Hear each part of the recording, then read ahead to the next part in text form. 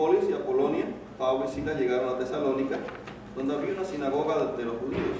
Como era su costumbre, Pablo entró en una sinagoga y 3 sábados seguidos discutió con ellos.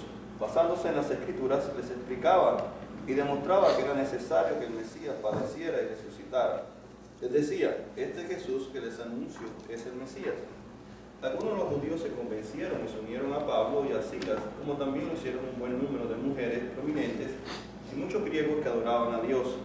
Pero los judíos, llenos de envidia, reclutaron a unos maleantes callejeros, con los que armaron una turba y empezaron a alborotar la ciudad. Asaltaron la casa de Jasón en busca de Pablo y Silas con el fin de procesarlos públicamente.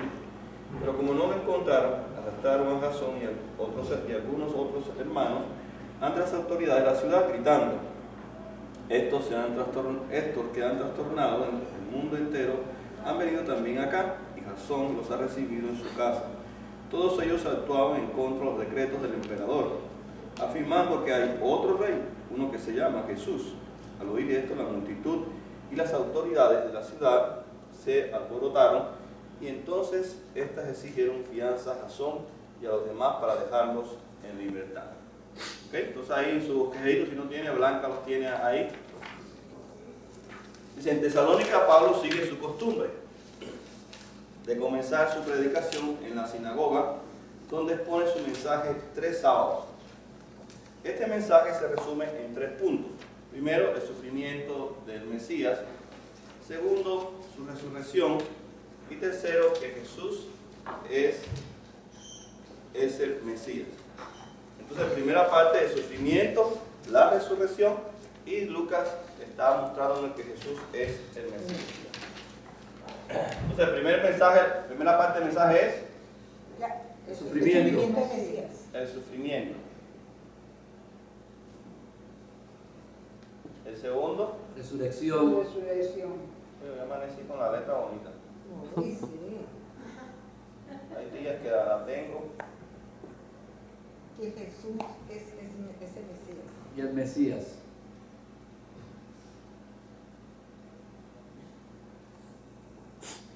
Ok, entonces este era el mensaje del sufrimiento de Cristo, la resurrección, ¿verdad? Y comprobar o mostrarle a los judíos que Jesús es el Mesías, algo que ellos negan.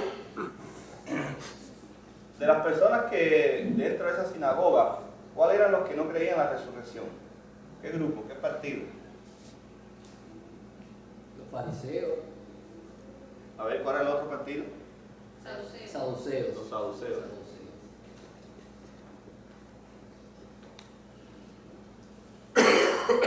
Los fariseos sí creían en la resurrección y en la existencia de los ángeles también. Ok, ahora, esto era realmente algo importante, enfatizar el sufrimiento de Cristo, porque ellos estaban sufriendo también. Entonces, por tanto, no solamente que es importante, ¿no?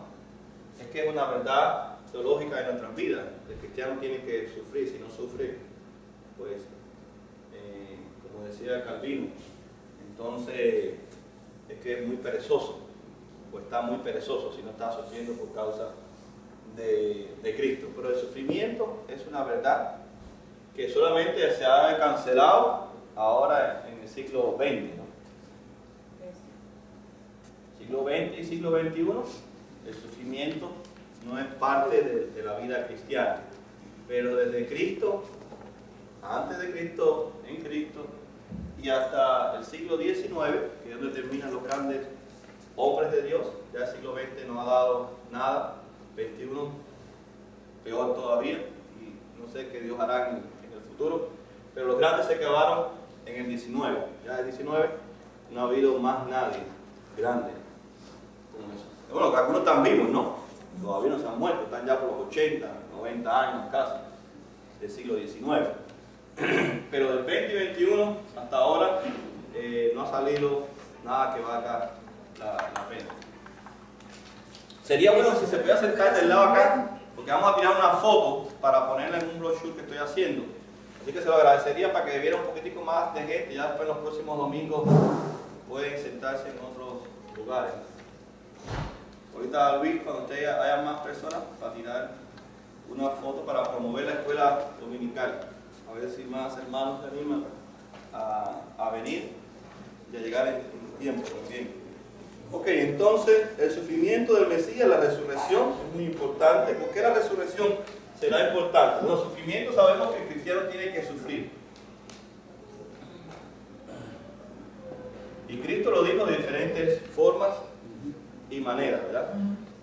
Ahí hay de todo tipo, muchas metáforas, dice Jesús, hizo muchas ilustraciones, de todo tipo. Él siempre prometió que íbamos a sufrir, como el Pablo toma, o Dios a través de Pablo continúa con el mismo pensamiento. El cristiano tiene que sufrir, tiene que morir, tiene que matar, tiene que dejar, tiene que desvestirse. O sea, Pablo sigue con lo mismo, hay que sufrir, hay que sufrir. Y Pablo sufrió como Cristo igual. Y todos los hombres que con él trabajaron, todos experimentaron el sufrimiento. Ninguno, de verdad, razón ya lo están viendo, por tener solamente a Pablo así en su casa, ya lo sacaron ahí, por poco lo matan. Y no era ni Pablo ni era Silas. Así que el sufrimiento es parte. ¿Sabes? Lo que claro, en el tiempo de hoy, hablar de sufrimiento es como ser muy negativo, es no entender tal vez, en cierta comillas, la gracia de Dios.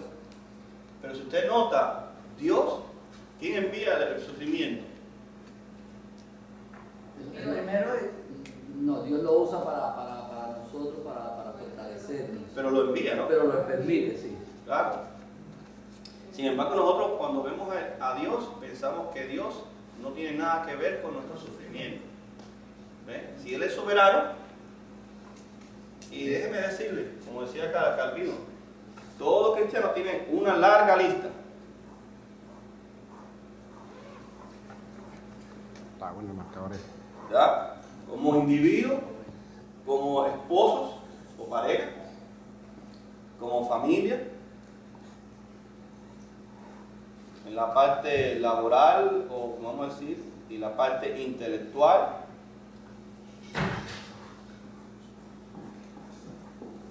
y la física.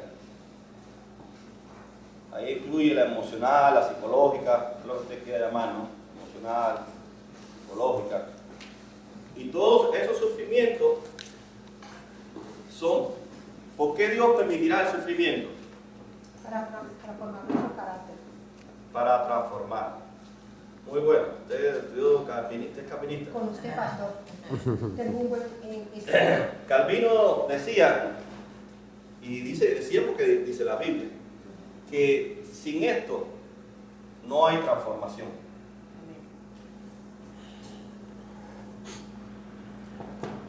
Porque por la palabra es que viene el sufrimiento. ¿Verdad?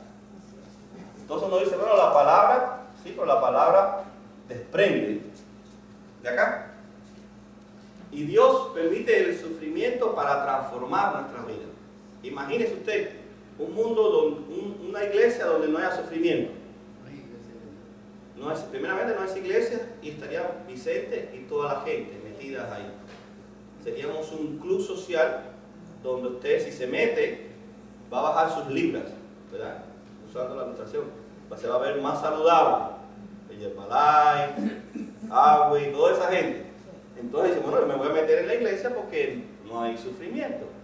Todo me va a ir bien. Mis hijos no van a tener problemas con el pecado. Ni yo voy a tener problemas matrimoniales, ni voy a tener problemas de nada. Eso es totalmente falso. Porque el sufrimiento Dios lo usa para transformarnos, pero también, como dice Pablo, que no se te olvide, como dice en Efesios capítulo 2, no se te olvide de dónde tú has caído, de dónde yo te he sacado, dice Pablo en Efesios capítulo 2. Recuerda que ustedes eran transgresores de la ley de Dios. Entonces, el sufrimiento nos recuerda el pecado pasado, el presente y el pecado futuro. Que somos pecadores y que necesitamos depender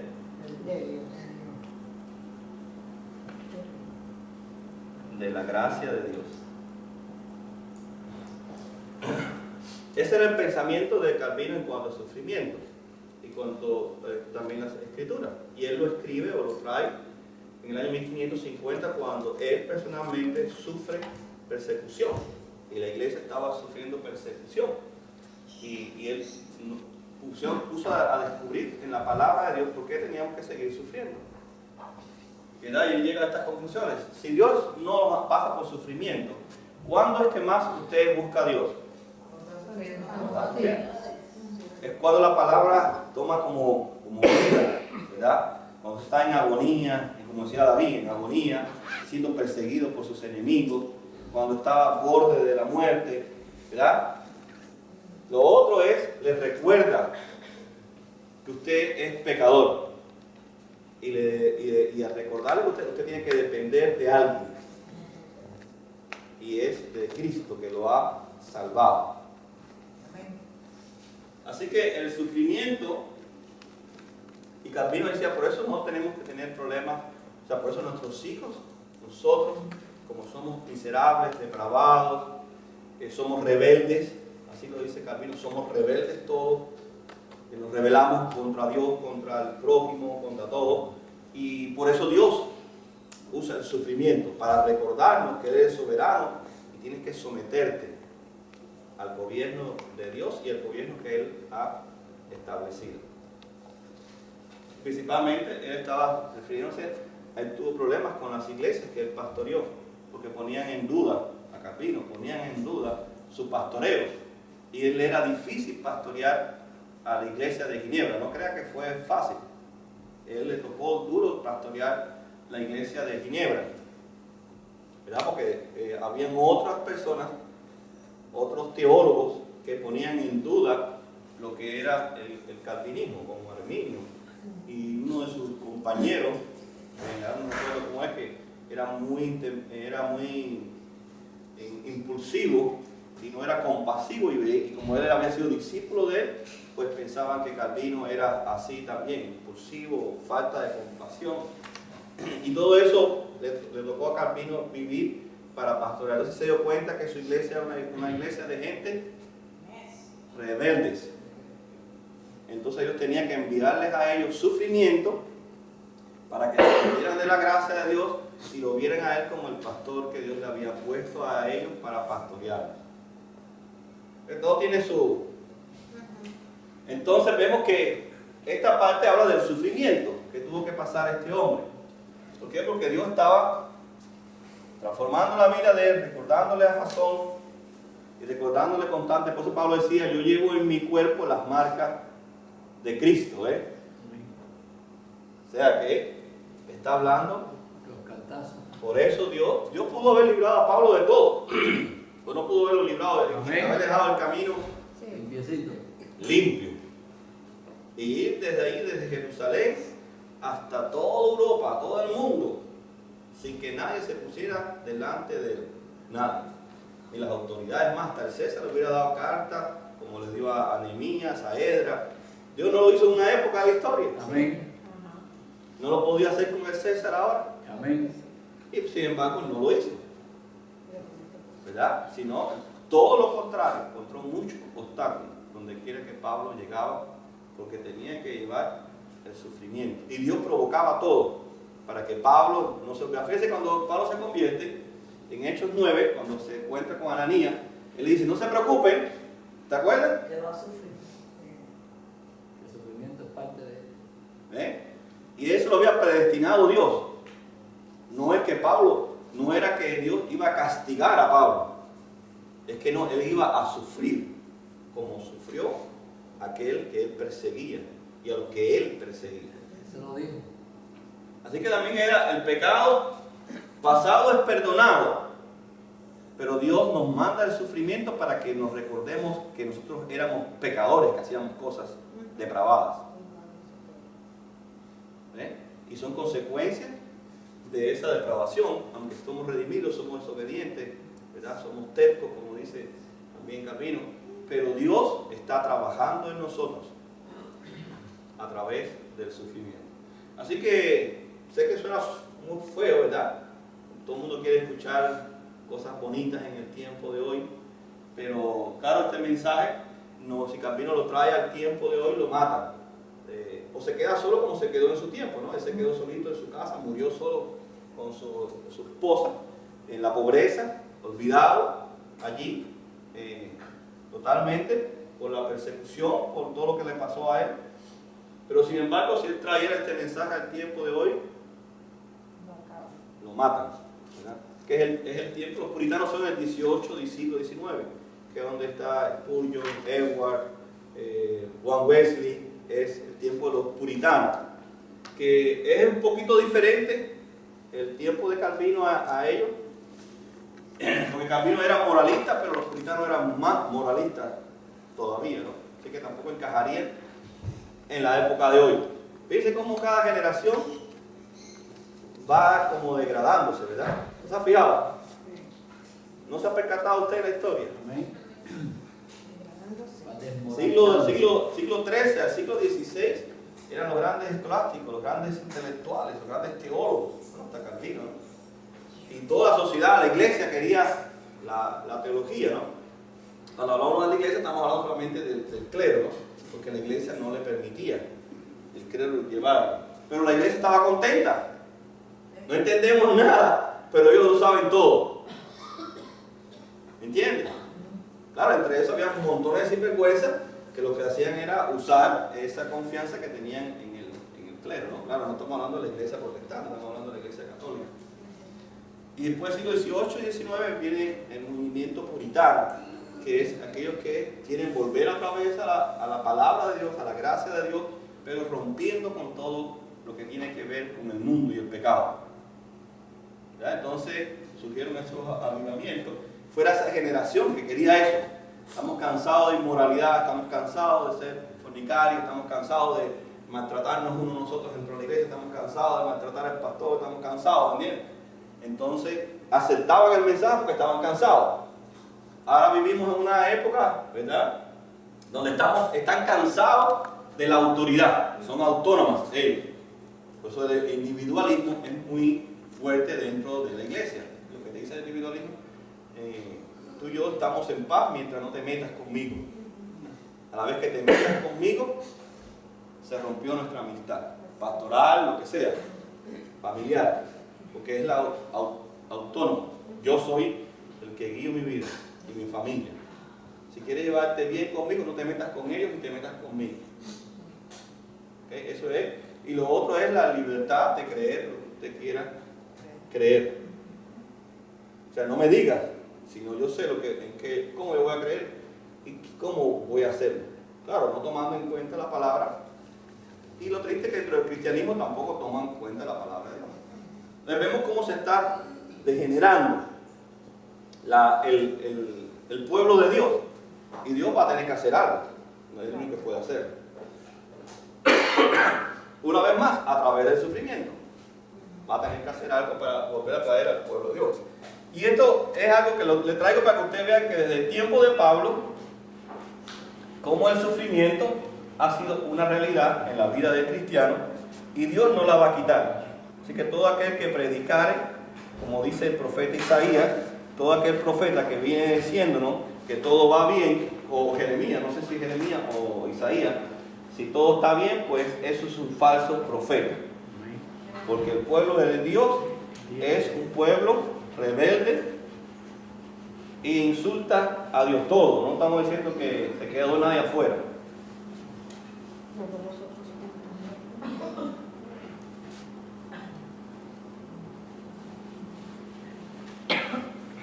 ¿O por qué usted cree que Jesús usó la parábola de la oveja y el pastor? Porque Jesús quería emocionar a la gente y que crearan una canción, las 99 se fue, y una se fue al abrigo y toda esa bobería, ¿verdad? La gente llora. Es hablando de la dureza del corazón de las ovejas y del pastor que tiene que esperar. Fíjense, las 99, ¿dónde estaban las 99? Segura. En el redil. Estaban ahí. Estaban en el redil. El énfasis no está en la parábola, no está en el 99. Así que ellas estaban ahí, comiendo su hierbita, estaban brincando de piedra en piedra ahí, jugando, estaban así. Sin embargo, él deja que se escape una, no se escapan las 99. Deja que se escape una, ¿y por qué no la coge antes que le pasara nada? Ve el énfasis de Jesús. O sea, Él es soberano, Él es el pastor de las ovejas. Y Él deja que la oveja esté ¿dónde? En un aprisco. ¿No sabe lo que es un aprisco? Como un precipicio en la Palestina. Es un lugar son unas montañas, pero muy estrechas, donde, como es estrecha, el agua, que es poca agua, se almacena casi en el piso, donde está la base del agua. Y se va formando como pequeños charcos. Y es donde puede la oveja meterse a tomar agua. Y ella va en busca del agua, ahí en los apriscos. Pero claro, es lógico que ella no puede bajar esa pendiente y se cae toda herida. Así que Jesús deja que la oveja se meta en el lugar peligroso. O sea, podemos decir, nosotros nos metamos en el pecado, en la desobediencia. Pensamos que todo está bien, que no vamos a tener peligro en nuestra vida, porque eso es algo que nosotros tenemos esa facultad. Pensar que aunque si yo hago esto, no va a haber ningún peligro en mi vida. Pero Él no está ignorante de nada. Y vamos buscando lo mejor para nosotros. ¿No es así? En este caso la oveja va buscando el agua. Ya estoy con un sermón ya. Va buscando el agua. Pero nosotros creemos que el buen pastor no puede darnos las ovejas, porque está cansado, está cuidando otras más, y yo debo de ir a buscar mi beneficio. Y Él deja que se desbarate toda, que tiene la pata partida y todo, ¿no es así? Sí. Herida estaba, así que usted se puede dar el case leñazo que se dio, en caerse entre esas, ¿verdad? Supongamos que no fue de esas altas, sino de las más bajitas, y Él sabía todo lo que estaba haciendo la oveja. O sea, no crea que el pastor o el gran pastor está ignorante. Él deja que sufra la oveja. Y después que está sufriendo, Él va a donde está la oveja. ¿No se fijan la parábola? Entonces, pues la carga, la trae y comienza entonces a sanarla. La transformación. El volverla a decir, a convencerla de que no se debió haber hecho lo que ella estaba haciendo, pensando que estaba haciendo lo correcto. Y la reconoce una vez más para que sepan que eres rebelde, que eres torpe. No te hagas la astuta, como dice Pablo, pensando que ya no vas a caer, puedes caer. Todos podemos, todos vamos a caer, ¿verdad? Porque Dios nos va a ayudar en nuestra caída. Entonces eso es importante. Ahí tiene un ejemplo de cómo Jesús deja que el sufrimiento sea parte de nuestra transformación, de depender de Él, porque ella no podría salir del aprisco ya más, tendría que quedarse ahí muerta. Si el pastor no estuviera velando, no se hubiera dado cuenta, entre 100 ovejas, usted sé que se da cuenta una oveja que faltaba. Eso indica cómo el pastor vigila a sus ovejas, las cuenta. Es decir, que sabe dónde se meten las ovejas. Claro, estamos hablando en este caso de Cristo, porque la palabra habla sobre Él, ya que Él es el gran pastor de las ovejas. Aunque ha puesto pastores para que cuiden a las ovejas, para evitar que lleguen al aprisco también. Ok, entonces vemos que esto es un principio en la Biblia. Así que no podemos tener... Por eso Calvino decía que no es correcto que un cristiano en el sufrimiento se esté quejando, ni esté maldiciendo a Dios, ni culpando a Dios. Porque eso no es entender el trabajo transformador del Espíritu Santo en nuestra vida. ¿Ok? Amén. Amén. Bueno, ustedes aprendieron algo nuevo, ¿no? Hemos aprendido algo nuevo. Yo también me recordé y aprendí también. Ok, entonces vemos que esta escena de sufrimiento no es algo nuevo en la vida de ellos, es más bien que ellos entendían que Dios estaba obrando, estaba allí en medio de ellos, no es como en el tiempo de hoy, tristemente. Dice, Lucas nos menciona dos grupos, muchos griegos que adoraban a Dios y mujeres prominentes. Lucas no dice cuál era el motivo de la envidia de los judíos. Simplemente nos dice que ellos decían que él era el rey y no podía haber dos reyes. En el 1345, los celos de los judíos parecen deberse a la muchedumbre de los conversos, que parecía hacer peligrar su carácter del pueblo escogido. Aquí se habla de muchos griegos, mujeres y demás. Lucas nos dice que Pablo predicó fuera de la sinagoga. Se puede suponer que los celos eran que ya no podían contar con el apoyo económico de estas personas. Claro, al convertirse, pues ya ellos no llevaban sus diezmos a la sinagoga, sino que ahora comenzaban a usarlos para el ministerio y la obra de Dios, para extender el evangelio a través del apóstol Pablo. Ok, ¿alguna preguntita? Así que la acusación que presentaron los judíos, en cierto sentido, era verdad y falsa, ¿no? Es verdad que él era el rey, porque él es un rey, pero él no es un rey terrenal, no viene a quitar al César ni a poner a César, ¿verdad? Porque Dios no discute su reinado con nada, él no es nada. Entonces dice, en realidad el evangelio trastorna al mundo, porque la esencia de la fe cristiana es la afirmación de que hay una diferencia entre el mundo tal cual es y el mundo tal cual Dios quiere que sea. El reino de César no es el reino de Dios. Donde Dios es rey, no puede haber otro rey absoluto. Si predicamos y vivimos el evangelio de Jesucristo, debemos transformar al mundo, ¿verdad? Entonces el evangelio transforma. ¿Alguna preguntita que tengamos? ¿Alguna pregunta que tengamos? De lo leído, de lo hablado.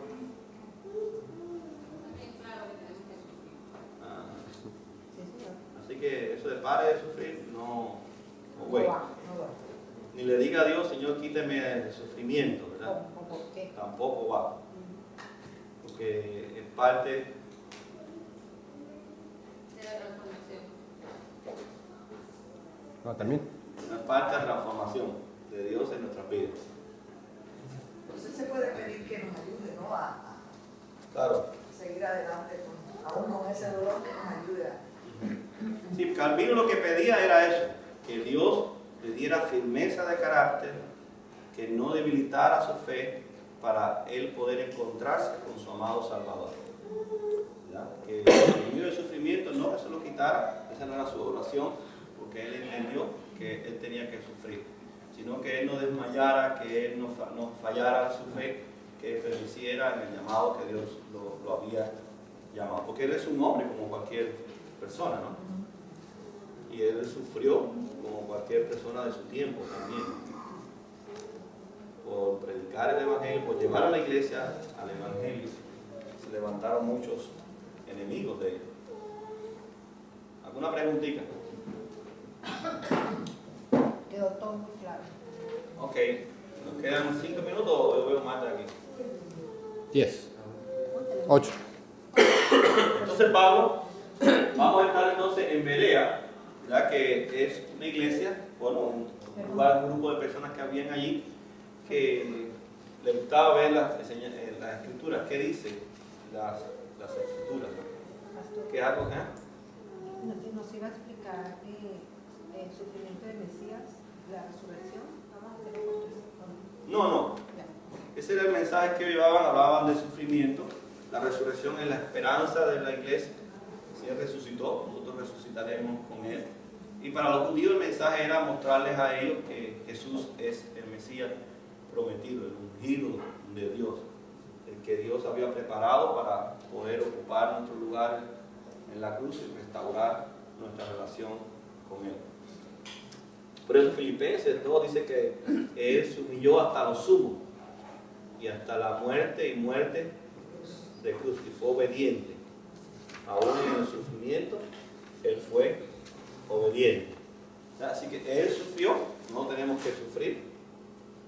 No sufrir para redimir el pecado de nadie, porque no podemos usurpar su lugar, pero sí tenemos que sufrir por ser fiel a que murió por nosotros en la cruz del Calvario, porque eso trastorna la sociedad, eso levanta confrontación y siempre nos vamos a quedar solitos. O sea, cuando digo solitos, el mundo no nos va a aplaudir, nos va a amontonar. Ok, entonces leemos aquí en 10 hasta el 15.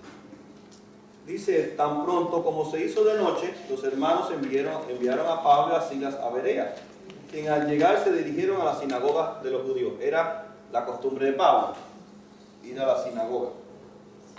Estos eran de sentimientos más nobles que los de Tesalónica. ¿Okay? O sea que los judíos de esta sinagoga eran más nobles en sentimiento.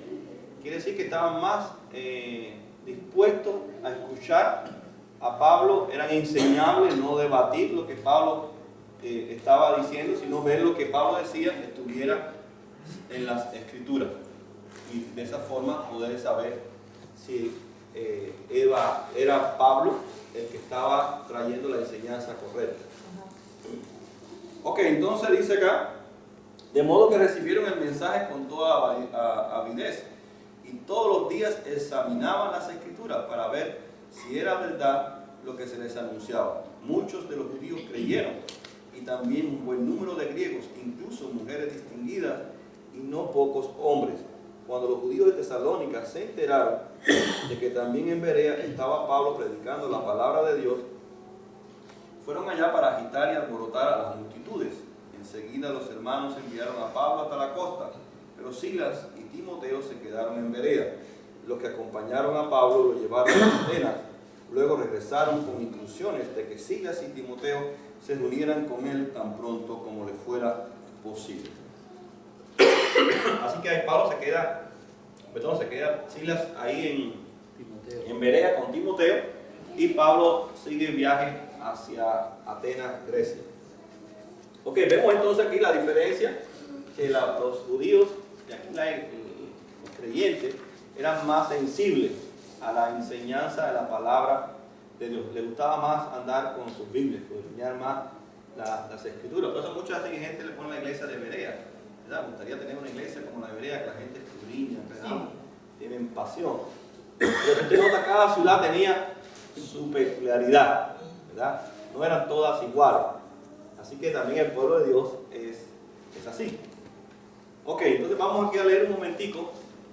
Dice: Pablo, Silas y Timoteo se escaparon de noche y fueron a Berea. En esta ciudad los judíos demostraron que eran más nobles que los que estaban en Tesalónica, pues recibieron la palabra con toda solicitud, escudriñando cada día las escrituras para ver estas cosas, para ver si estas cosas eran así. Dice: oyentes así son los ideales, ¿ves? Y contrasta en forma marcada con lo que Pablo encontró en Tesalónica, cuyos ciegos prejuicios les impidieron ver con sinceridad las pruebas de lo que se les anunciaba. Así que eran diferentes ellos, ¿verdad? Ahí sí Pablo me hubiera gustado quedarse un poco más de tiempo, porque a Pablo le fascinaba hablar y hablar y hablar horas y horas y horas de las escrituras, pero tuvo que una vez más salir huyendo por los judaizantes, que eran los que iban detrás de él, diciendo que eso que Pablo decía no era verdad, o por lo menos que no era toda la verdad. Había que todavía cumplir con algunos requisitos de la ley de Moisés. Dice: Lucas nos menciona que los judíos de Berea eran más nobles, o sea, tenían mejor disposición, pues estaban dispuestos a estudiar las escrituras y ver si lo que Pablo decía era cierto. El éxito fue notable, según indica el versículo 12. Aquí se vuelve a mencionar a las mujeres. Sin embargo, no tardó en que llegaran la oposición a Berea para repetir lo mismo en Tesalónica. El resultado fue que Pablo tuvo que huir enseguida, mientras Silas y Timoteo permanecieron en Berea. Así que desde un principio las iglesias están llenas de mujeres, ¿eh? Siempre las mujeres se convertían más rápido que los hombres. Bueno, Dios convertía más rápido a las mujeres que los hombres. qué interesante, no sé si usted se ha puesto a pensar, ¿por qué Dios, si es el que regala la fe, regaló más fe a las mujeres que a los hombres? ¿Por qué? ¿Sí? ¿Pero usted ha pensado alguna vez eso? Porque ahora en el tiempo de hoy hablamos del liderazgo femenino, del liderazgo masculino. Yo no sé, yo a veces pienso y digo que es lo que nos apasionamos más, como que la mujer se apasiona más. Pero es una idea mía, no sé si es cierto. Porque en cada relato Lucas siempre menciona, Puede hacer que las y en su evangelio habla mucho de las mujeres. Es el evangelio que más exalta, o Cristo exalta a las mujeres. puede hacer que la mujer tenga más poder para convencer. ¿O más fácil convencerla? Porque la está preparando para el hombre, pastor. La está preparando para los hombres. Para que después convenzan a los hombres. Para que dicen a los Ah, no, hombres. no, para que. Como ella fue Para la cuando mujer y esté. la está volviéndola más fuerte. Ella fue la más débil en el Edén. Ah, entonces ahora está tratando de Ajá, convencer más a las mujeres que... Algo interesante, ¿verdad? Que usted nota ese patrón de Dios. Porque Él es el que regala la fe. No es porque decimos, las mujeres son más sensibles, la mujer está más dispuesta a ir a la iglesia, el marido tiene más trabajo, es más duro, es más torpe, ¿verdad? Pero no, eso no tiene nada que ver. ¿Estamos de acuerdo? Porque la salvación no es por méritos, ni es porque usted quiere escogerla, es que Dios regala es que regala la fe. Bueno, un detallito ahí, ¿verdad? Para romperse la cabeza de por qué Dios regalaba más fe a las mujeres que a los hombres. Y a los hombres los dejaba como las piedras. No quiere decir que no se convirtieron los hombres, ¿verdad? Pero en el ministerio de Pablo tenía más éxito con las mujeres. Y era Dios el que iba trabajando en la vida de ellos, ¿verdad? Bueno, gracias a Dios. Bueno, ahora, una bendición a las mujeres, será por eso. Será por eso que no podían ir a la sinagoga, las pobres, ¿verdad?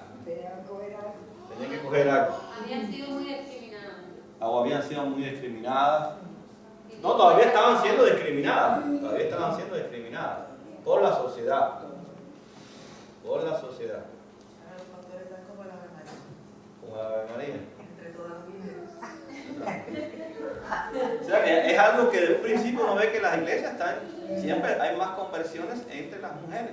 O sea, Dios convierte más a las mujeres, porque Él es el que lo hace, ¿no? No es que no salva a los hombres, ni nada. ¿Eh? Él sabrá. Ajá. Sí, él sabe, él sabe. Pero debe estar la explicación, la Biblia. Sí. Pero también no nos gusta indagar en eso porque nos va a tocar el ego, ¿no? Sí. Sería porque O va a destruir algo, ¿no?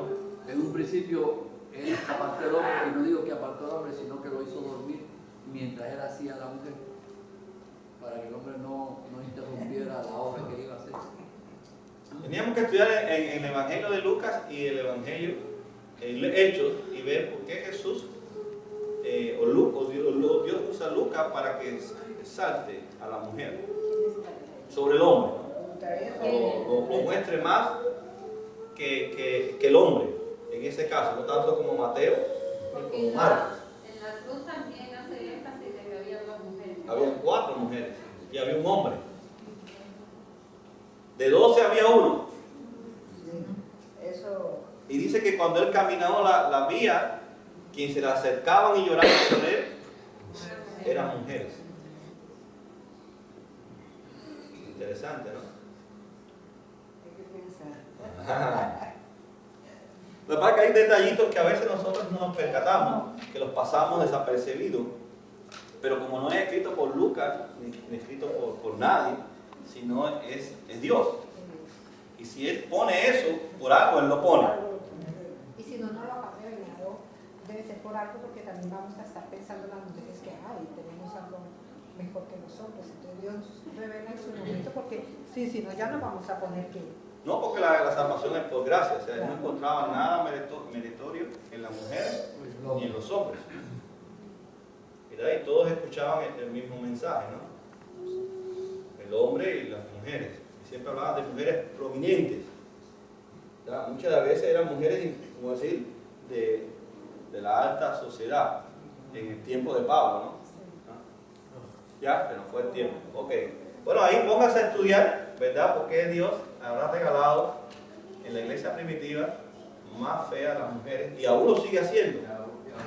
Aún lo sigue haciendo. Se ve ahora en las iglesias que hay otros maridos, ¿no? Ajá. Actualmente se ve. Exactamente. Ok. Pues bueno, será porque alguien dijo por ahí para que se conviertan los maridos entonces, ¿no? O Dios las usa para despegue, a darle los pelos. O Dios sabía que las mujeres un día iban a mandar a los hombres, ¿no? Como en el tiempo de hoy, hoy mandan las mujeres. Hoy mandan las mujeres. Parece que no, pero sí, mandan sutilmente. Sí, señor, tiene toda la razón. Sutilmente. El hombre dice, yo soy el líder. No, tú no eres el líder. Tú eres la figura decorativa y yo soy la líder. Yo soy lo que yo te voy diciendo, lo que tú vas haciendo. Lo que es sutil, no es confrontativo, ¿no? Amén. Señor.